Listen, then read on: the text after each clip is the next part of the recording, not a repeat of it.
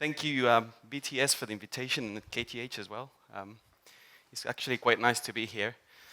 I asked my colleagues to tone the lights a little bit down because all of the footage, for two reasons really, all of the footage that I have is deep sea water archaeology, and the other reason is some of you from last night might want to carry on sleeping a little bit more. So we were thinking that was a good idea. Something that really struck me from yesterday is when they said bring an international object, 99.9% of the objects in countries is alcohol, which is fantastic. We had a really nice night. I'm not going to talk too much about robotics because you guys know well too much about this. I am going to talk to you about a project that we did with what we will call optimal funding, well-funded academia, and the link we have between universities and the industry. And I think that's really the legacy of this project. As you've seen from other colleagues talking about archaeology and sciences in general, well-funded projects are difficult to find. I was lucky enough to be part of the Center for Maritime Archaeology in Southampton University when the project was conceived from Hans Rausing's interest on exploring the Black Sea. And Professor John Adams, the lead of the project who masterminded this quite ambitious maritime archaeology project. And I have to say, if you're in the right place in the right time, you'll have a lot of fun. So the reason why I'm here is because after this project, MMT is an oil and gas company, really is a survey company. We do underwater survey. We're now trying to do surface survey as well, so maybe if you guys have some interest in this, we can talk about it later. But mostly it's underwater survey. What I mean about surface, I mean not land survey, but I mean the surface of the water. So we do the whole column survey, which is quite challenging at the moment. MMT, Southampton University, when Hans Rausing came to John and said, we want to do this really ambitious project, we basically want to solve the bigger questions in history, in human civilization in the Black Sea. He came with the idea of, we want to get the better people for this job. And we scientists are used to do everything ourselves, from building our own machines, building our own code, and doing our own research, writing our papers, and then publishing everything. And that's how it should be, that's how academia is. But we thought that doing that would have been, will take us much longer than what the funders want, which was 4 years of funding only for a really ambitious project. So we decided to go with MMT, a Swedish company that is one of the world experts in underwater survey, to help us with this, putting the high tech in it, because they do it 24 hours. As we speak, they're doing it right now. So they do it every day. They have the know-how.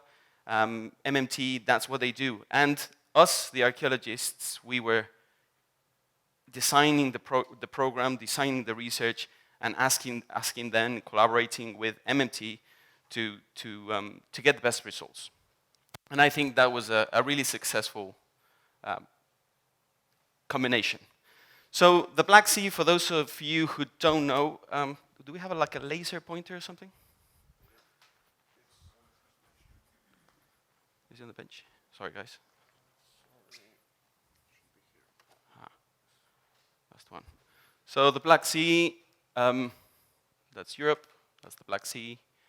As you can see, this is a GEPCO bathymetry of the Black Sea. That's, we were working in Bulgaria. That's the Bulgarian coast. Previously in the Black Sea, a lot of research has been done in the Black Sea, understanding this part of the world, because this is Anatolia. This is the origin of civilization. It's a really important place for human history. It is also one of the corridors for early occupation in Europe.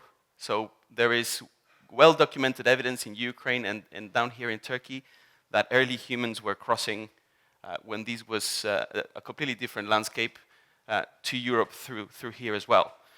So the research question was to understand human occupation, human life in this part of the Black Sea. We went to Bulgaria because Bulgaria is one of the countries that we believed it had a really interesting and rich archaeological background, a lot of really interesting finds. Very early use of gold in prehistory is in Varna, in one of the cities in Bulgaria. And obviously, since the Greek period, this is a flowering place for culture until much, much later in the Ottoman period and so on, and you'll see this. So I'm going to talk to you a little bit more about history, but I will talk to you about how we did the survey of this cultural landscape. So when we do archaeology, normally we focus on the smaller questions, the questions that we can answer in a much less complicated way, if you want, and we tend to focus on regional issues or things that can be solved straight away. The challenges of a project like this, where you want to understand probably 20,000 years of human occupation, is that challenge is how are we gonna deal with humans occupying the landscape, seafaring, all sorts. But we wanted to know everything about it, which was quite challenging. But one of the reasons why we were really interested in the Black Sea is because, can you see this picture more or less? It's a painting by William Turner about the deluge. So the Bible describes the deluge. Obviously, is a crucial moment in history of human art and religion. Scientists in the Black Sea doing sea level change studies have postulated different theories about how the Black Sea level change happened. And some of them resulted to be catastrophic because they were using different types of proxies to understand sea level change. These catastrophic floods tend scientists to collaborate and check their data with religious ideology. And there's a couple of American scientists, Ryan and Pittman in 1999, put up forward a theory that changes of Black Sea, the rising of global waters due to the warmth of the planet, and the dramatic and catastrophic flooding of the Black Sea was probably a good place to look for this origin of the deluge. And as I will show you a little bit more in detail, this is a quite simplistic way of treating the data. It's much more complex than that. And this is our biggest question, really. How did the Black Sea change from 20,000 years till today, and how that has affected human occupations of the Black Sea? So just to have an idea, this is how the different models of sea level change put forward by different scientists using different data. And without boring you too much with graphs, you can see that the results is that you have very different curves for a period of time that we're interested in here. So this is the period we're looking at, and you can see that that's the way sea level is perceived by a group of scientists, how it changes through time. There's another one there, there's another one there, and there's another one that is completely inverted to that one. So there's a lot of questions about how are we dealing with these questions, how are we dealing with this data? Is this the correct approach? What are the bigger questions to understand changes in the Black Sea, in particular sea level change? So our project, led by Professor John Adams from Southampton University, it was a big collaboration with the Bulgarian government, with Connecticut University, with Soroton University, and of course MMT and other industrial partners.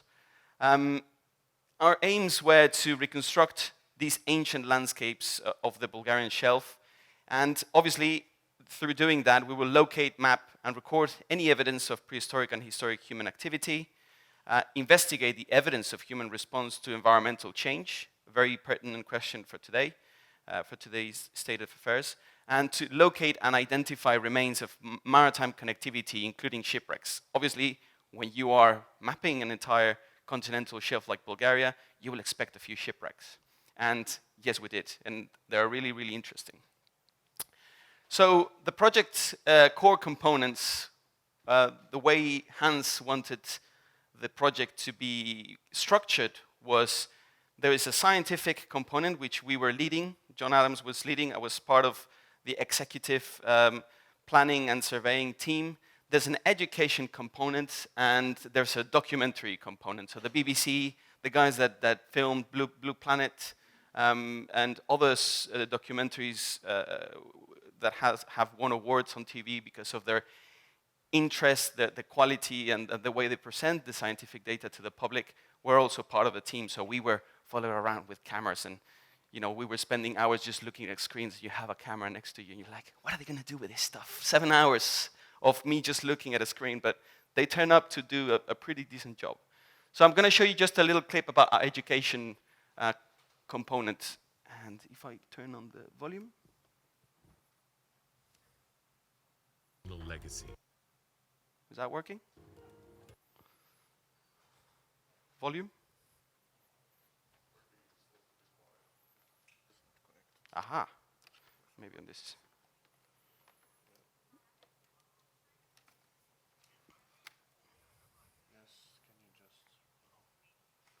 Well, there's a chap talking about the education side of things. Sorry, is it coming through?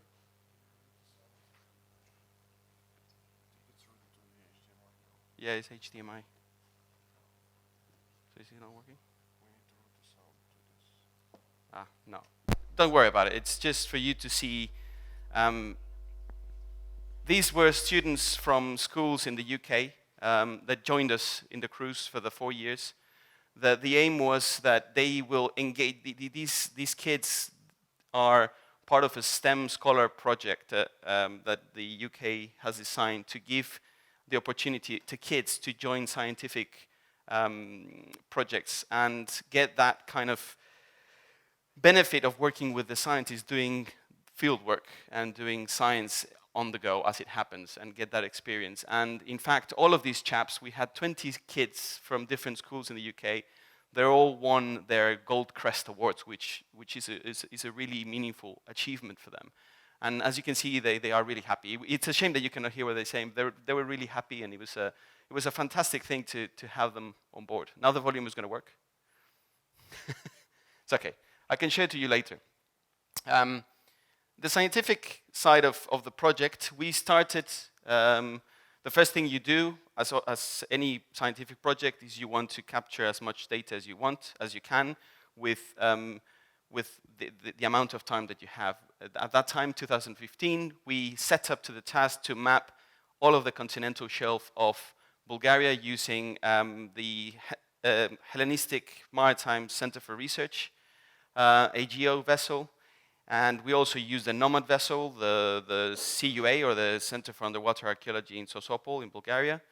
In 2016, after the results came back from our geophysical study with AGEO, we then contacted MMT to do the inspection of the targets we found and the more detailed stuff that we thought had archaeological importance. We also took some coring, so I will go through a little bit through the geotechnical side of things. So for those of you who are not aware of, don't know how it works, we obviously, to understand how sea level changes, you have to do some environmental assessment of the changes in the sedimentation. So I'll explain that in a little bit with the geophysical side of things. And 2017, we came back again with MMT to carry on mapping these targets with a much higher resolution with ROVs and surveyor ROVs. So really quickly, the geophysical survey with the Greek vessel was intended to cover all this area of the Bulgarian continental shelf and some parts of the abyssal plain. And the reason for that is that we want to have a good bathymetry of the region, which it didn't exist until then. Obviously, side-scan sonar, so we can get more detail about the probable artifacts that are on the seabed. And seismic survey. Seismic survey, we use to penetrate the seabed to understand the stratigraphy and know what's going on underneath. So this is crucial for us to understand how sea level has rise, how sea level has changed, and the different sedimentation stages in the continental shelf. So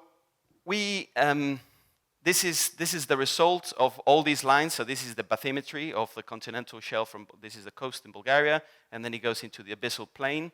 Very interesting sea formations, talking to us about some dynamics environments at some point in the Holocene. So that's in the last 20,000 years. How the different layers underneath, so this will be like a slice, like a cake slice of the sedimentation of the Black Sea. So one of these lines represents the surface, and then you have how the sediments underneath looks like. And we have really interesting seabed formation talking about different paleo landscapes underneath these sediments. So very different landscape configurations that we have underneath the later deposited Holocene sediments. So in a nutshell, this is talking to us about a dynamic changes in the landscape, but probably not a catastrophic one. And then I'll carry on talking to you about it, because this is important relating to that theory about how the deluge is related to sea level change in the Black Sea. But this is geophysics. This is all based on acoustic reflectancy, and we really wanted to know what are the sediments like. So for that, we decided to then go with MMT and do some geotechnical work.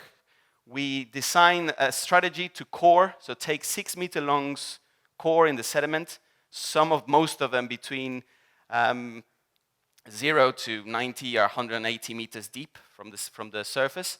And this is the equipment we were using. This is a vibrocore deployed from Strill Explorer. One of the things to say about Strill Explorer is a DP2 vessel. DP2 vessel means that they can keep their position up to half a meter in waves of 6 meters high, and the vessel will not move from half a meter. So you can do all the work like you were anchored in position. So coring was done by this piston corer. You can see the head vibrates, vibrocore, and the head vibrates and pushes these sleeve into the mud. And here we go. We recover the sample, which is that tube full with sediments from the last glacial period until today. And this is just a cool shot from the ROV to see how it works, because I have a lot of colleagues that do this and they've never seen how it works on the water, and they were like, "That's amazing." It's like, well, yeah, it's quite cool. And these guys recovering the vibrocore. So, in terms of what we have archaeologically, changes in sea level, we are still working on this. This is really going to take a long, long time, because there are PhDs written in cores. In one single core, we collected more than 95 cores, so there's a lot of material for whoever's interested in mud. Discovery of ancient coastline around 100 meters dating to 20,000, so we know there's an ancient coastline. There's evidence of glaciers flooding into the Black Sea, and then we have fresh water coming in as well as the Mediterranean. And this is something that is really characteristic of the Black Sea. So this is like a stratigraphy of how the water body works in the Black Sea. You have the lighter fresh water on top, and the heavier, saltier water on the bottom from the Mediterranean and then from the glaciers. This makes a horizon called an anoxic layer, which is perfect for preservation of shipwrecks and anything that is organic. And I will show you how shipwrecks look like in the Black Sea. But this is also interesting because it tells us that there's many, many events happening between 20,000 years until today, showing complexity in changes of landscape. It wasn't really a line. It wasn't just the water coming in and rushing in and everyone get out of here, let's call Noah and get all the animals in the boat. It was a little bit more complicated than that. So we have to work on that. One of our ways to testing these hypotheses was to excavate the archaeological site of Ropotamo. This is a bathymetry of the site, and these are all the trenches we were excavating to understand how sea level changed and how affected human population. So that's the site, really close to the coast and in a natural harbor. Archaeologists, we were working there. we were excavating through different layers. And one of the characteristics that we found in Ropotamo is that you will have a really heavy cultural layer of Ottoman period, then we go to the Byzantine period, and then we start going to the Roman period. Between the Roman period and the Bronze Age, which we also found, so we have, this site was occupied since the Bronze Age. That's 5,000 years of continuous occupation. The Bronze Age, the sites that we're finding in the Bronze Age don't have this maritime sedimentation in them, which means that at that time in the Bronze Age, Ropotamo Bay was more land than a bay. So that site is inland in the Bronze Age, and this is the stratigraphy from what we got from our photogrammetry survey. So you can see here, that's the surface of the water, that's the actual seabed surface, the contemporary seabed surface. There's a layer of sand of contemporary sedimentation. Then you have this red layer, which is the Ottoman period. We go down into this green one, which is the late Roman, early Byzantine period. And then you start going down in time until you reach this orange layer, which is the Bronze Age. However, this blue layer here is completely devoid of archaeology. There's no artifacts there. And we found a huge layer of mussels just growing in that layer. Mussels tend to grow in really shallow waters. So if this was land at some point, and then we have a layer on top of that is mussels, we can say with quite certainty that this layer here is that transition period from living in land to then becoming a complete bay inundated by the Black Sea. That doesn't, if you think about it, this is a period of about 2,000 years or more where the changes are really gradual. There's never a huge deluge coming in and destroying everything. It really happens in a very paused, calm, gradient way. And this is the work we're still doing at. We're still working on this because this takes a long, long time. But at the moment, we can postulate that these ideas of the Black Sea being a catastrophic event, they need to be looked at with more detail because sea level changes work in a much complex way. So during our surveys, obviously, what we found was a number of targets, geophysical anomalies. This is the representation of a target, a shipwreck in this case, on the side scan. In 2016, we collected all these data, and then we decided to go back and inspect these shipwrecks using MMT's equipment. So this is the Surveyor ROV. This is basically the hound to look for shipwrecks. This Surveyor ROV, as it says, it looks like an AUV, but it's tethered. It will travel to 8 knots, so our vessel actually struggled to catch up with this. You can see the power of the thrusters. It's rated to 6,000 meters.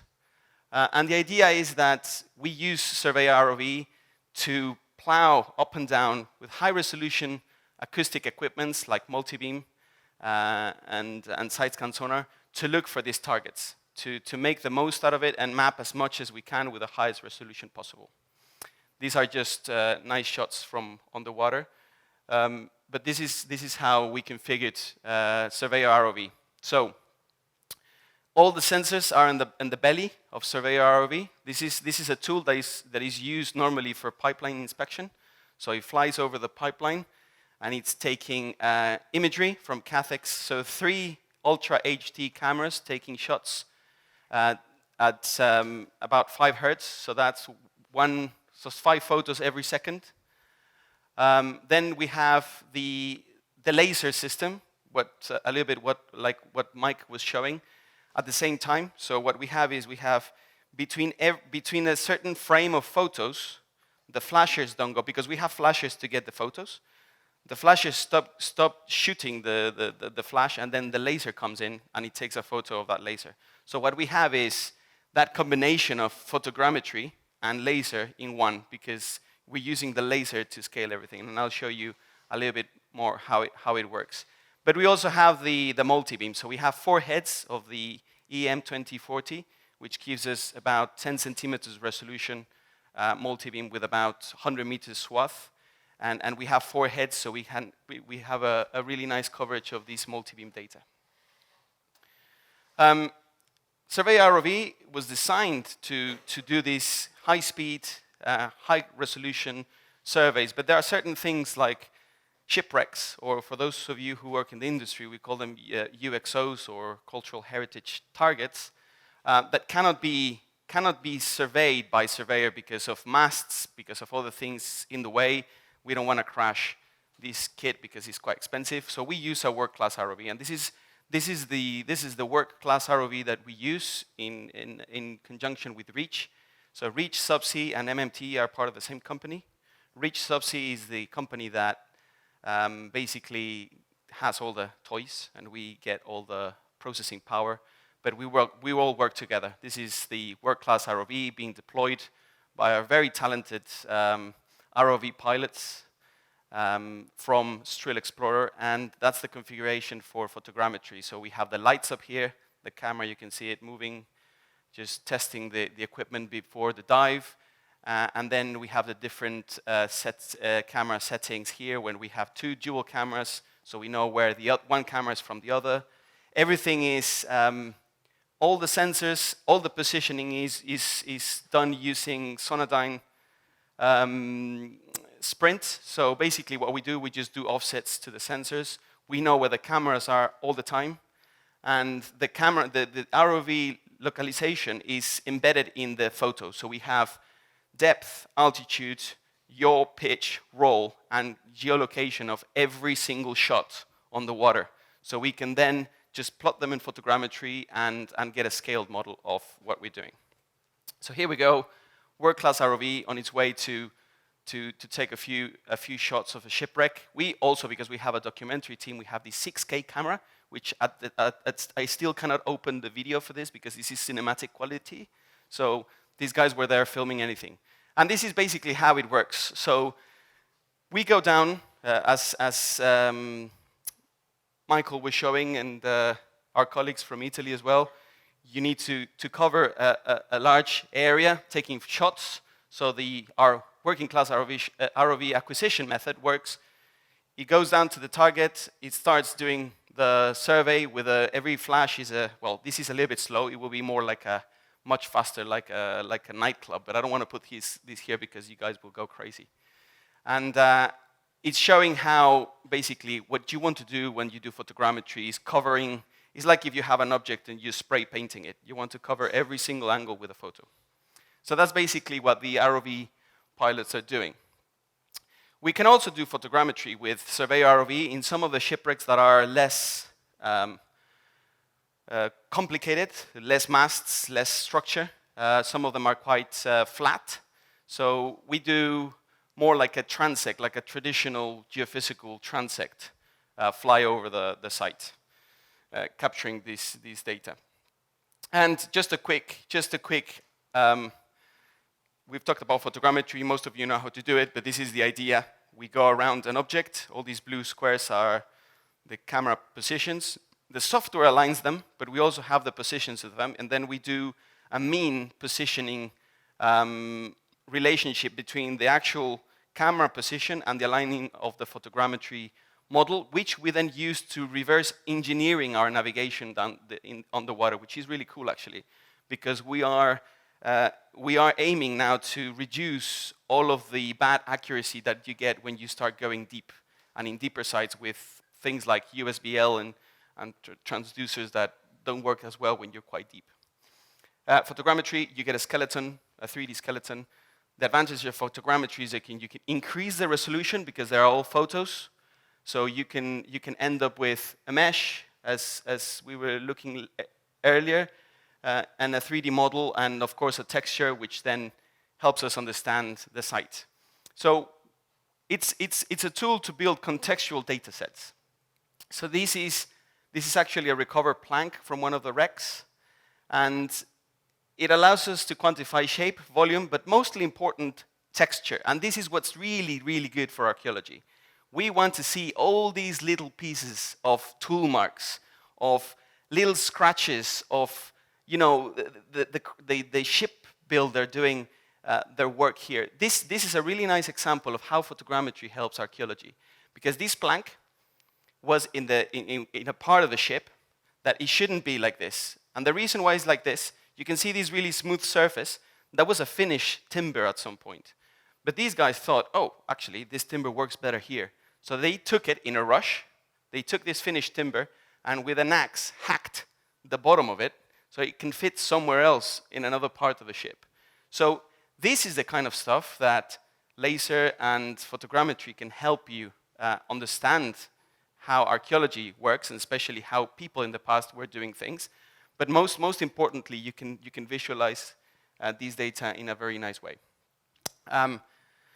So, again, talking about combining data sets, when we talk about how we present laser, photogrammetry, etc., everything needs to be combined. I think we should stop the discussion of what is better. I think we should just go, let's use everything we can and try to incorporate everything. And that's the challenge, actually, taking one piece to the other and saying, how can we make this all together work better for us? So that's the results of this is the same shipwreck, actually. This is how it looks with the world-class ROV, the orthomosaic. This is how it looks with the SROV. So this is exactly the same shipwreck. And this is the combined results. So this is the overlapping. So that's how the images overlap. Blue is 99.9% overlap in images, so that means full coverage almost. Then you have the SROV on the same wreck, but when you combine everything, you get a much better data set. And that's the idea. So, scale. This is the thing that we always, this is a funny clip that unfortunately you cannot hear, but here's his father Ted, and he's explaining Dougal. This cow here is really small. Those ones out there are far away. He's just trying to explain the difference in scale and perception. And this is a problem we have most of the time in archaeology. It's like, what do we really want from our data? Do we want a 100% coverage in photogrammetry of a kilometer site? Are we really going to use that? Is that really going to benefit our question? It's archaeology, like any other science, is about the questions that you do and the questions that you pose. So what is it that you really want to portray? Here again, it's Surveyor ROV being deployed using the A-frame from Strill Explorer, and this is going to be a little bit more about laser, and it's just a little video about stuff. I might be running a little bit out of time, but if you guys have a little bit of patience, you might be rewarded with a nice lunch.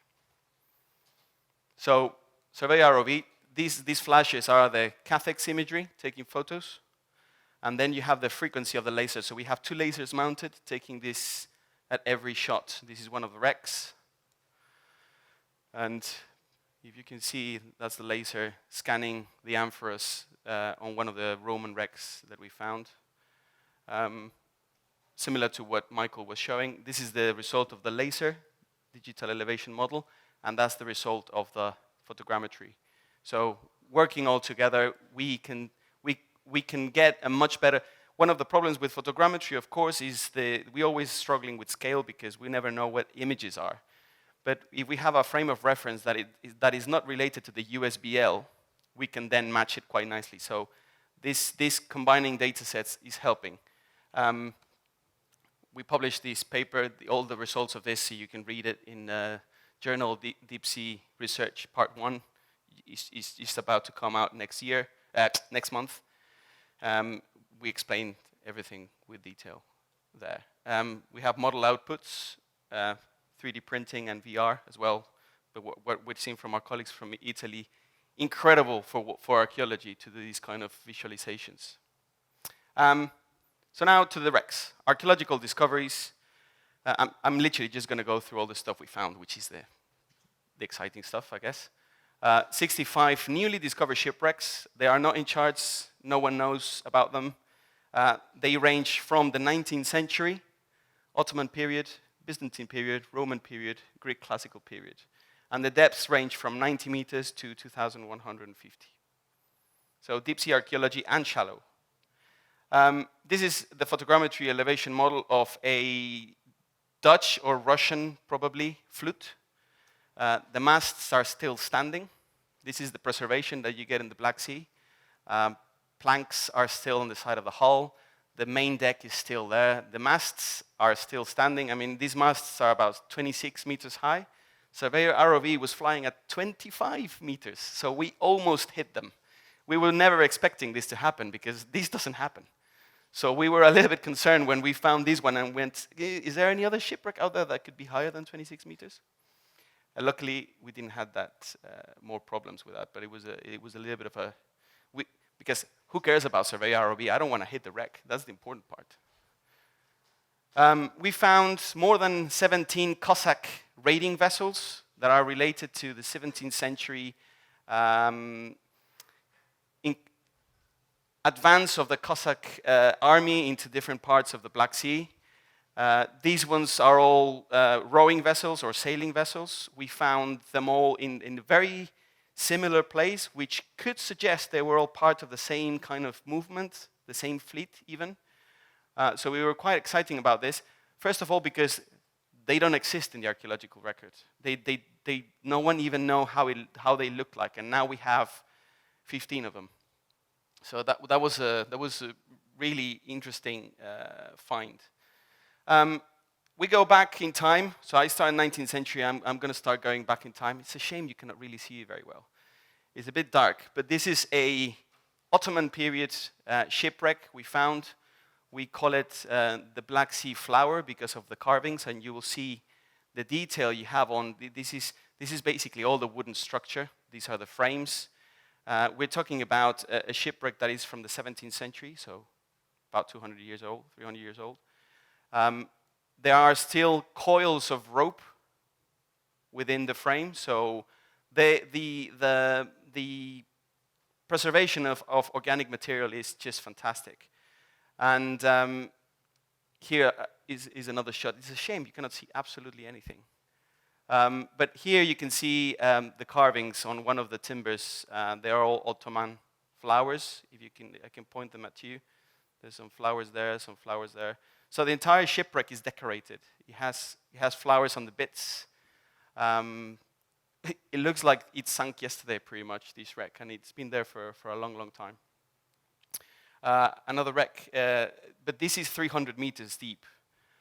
You can see the level of preservation. This is our photogrammetry model of it, with the rudder still standing, the yards of the lateen sail, and all the bits and pieces that we didn't know about these wrecks until now. Another, going back in time and going deeper as well, now 1,000 meters deep. This is the kind of stuff that when we go down, this is the kind of stuff that you find first, because you approach the target from afar, and then you start seeing these beautiful things showing up in the screen. And after these Ottoman, we had a period where we're just finding Ottoman vessels, and it got a little bit boring, I have to say. And when we start looking at this one, we went, oh, hold on a moment, what is this? So this is a quarter rudder. These, for all of you who know some about history of maritime development and technology, the quarter rudders stop happening in the Mediterranean and in the world after the medieval period. So we don't see them. They start in the Greek period, and they kind of finish in the medieval period with the development of the rudder. So when we saw this, we were like, no, this cannot be a quarter. It cannot be a quarter. Look at the state of this wreck. You know, this is the photogrammetry of it. We have the 2 quarter rudders, so it means that you have a rudder on that side and a rudder on that side. The quarter deck, the structure, I mean, for a medieval period shipwreck is still fantastic, with the masts still standing. So amazing preservation. This is how it looks like with a little bit of Hollywood touch with the ROV flying on top of it. But what is meaningful about this shipwreck is that before we found it, that's the best thing we knew about this type of wrecks, of vessels, just iconography. No one has ever really found anything with a superstructure like this. There's a lot of finds, obviously, of the bottom, of the cargo, of the things that last, like amphoras and rocks. But timbers are really rare, and because of the preservation in the Black Sea.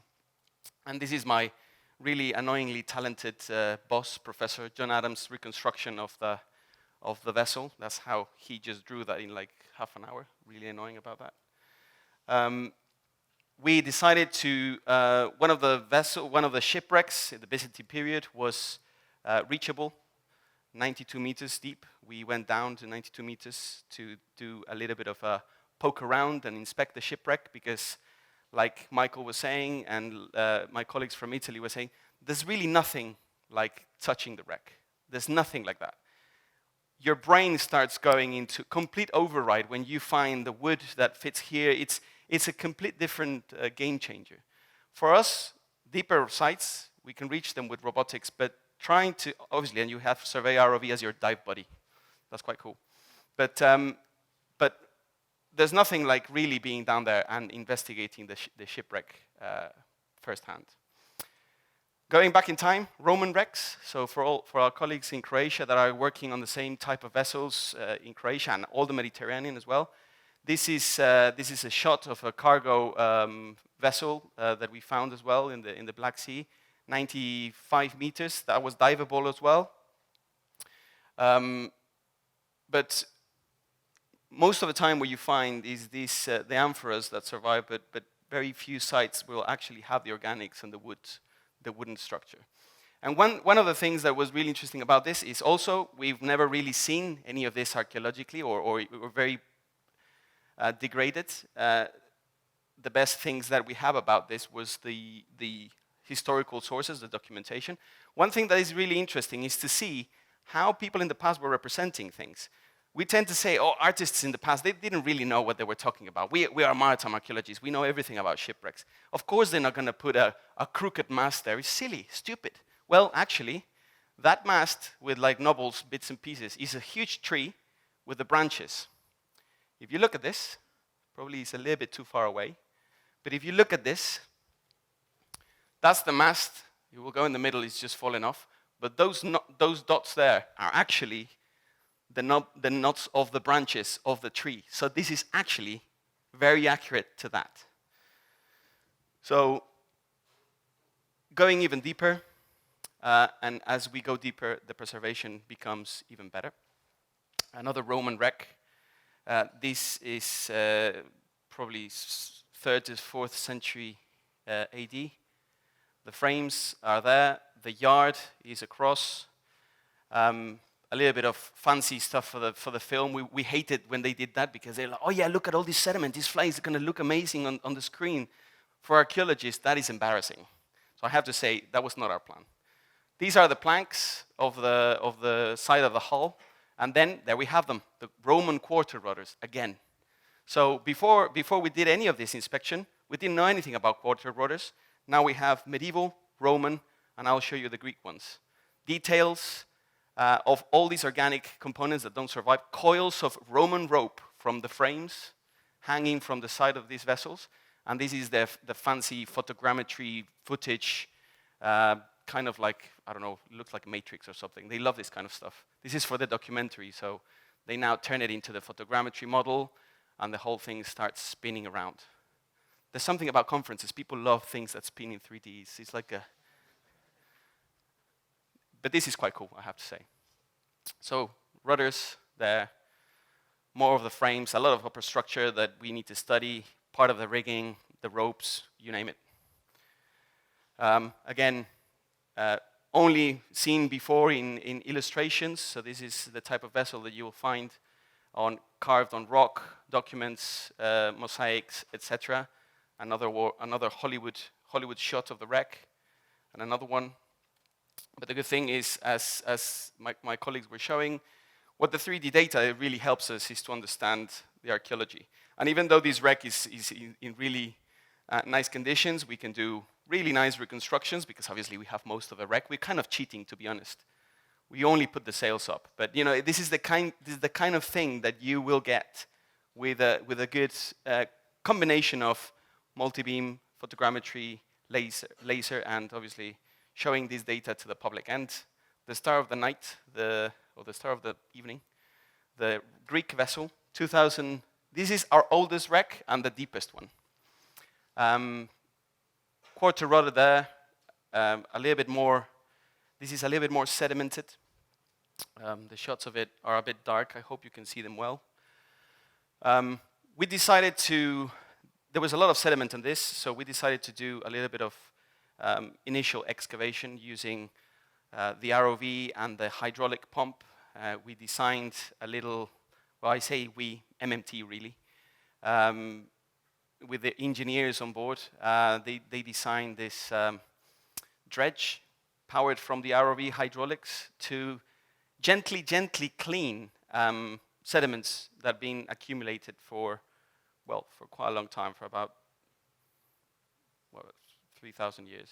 And we uncovered part of the rudder, because the quarter rudders, there's a typology about quarter rudders, and for those of you who don't know, but there are little things about ships that will tell you exactly where they're from.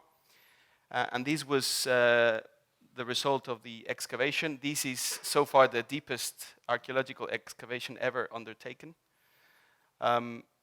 This is again our photogrammetry model of the vessel, and we were looking at iconography from the Greek period. And here we have on the Siren Baths in the British Museum, they have this vessel that looks like a fish. We have the tail fish there with the rudders, and the rudders at the back. We have this funny structure at the front of the ship, which is this structure here, and even the mast is still there. If you guys want better images of this, because it's too bright in here, I can give you some of that. But the shape of the rudder is quite characteristic. We obviously have radiocarbon dated every single wreck, so we're not only checking the iconography, but we're also, and it made the news. It was. It was in the news, oldest wreck, and obviously the newspapers had to go at it. This is the second time a shipwreck in the history of the UK has made the deadlines. The first one was the Mary Rose with the Falkland Islands War with Margaret Thatcher. She was there standing, saying to the admirals, when is the Mary Rose going to be ready for war? This is the second time, so this is the Brexit shipwreck with all the stuff. I hate Brexit jokes, but this is quite a good one, actually, and it relates to us, so it's quite funny. So, shipwrecks we found, Cossack vessels, all grouped there, early Byzantine, one there and another one down here. I didn't map it well. Greek, a few on the really deep side. Byzantine, medieval, Ottoman, Roman, Western, and modern. So we had a nice distribution. This distribution is not because that's how things were happening in the past, it's because that's where we surveyed. So there could be wrecks pretty much everywhere in the Black Sea.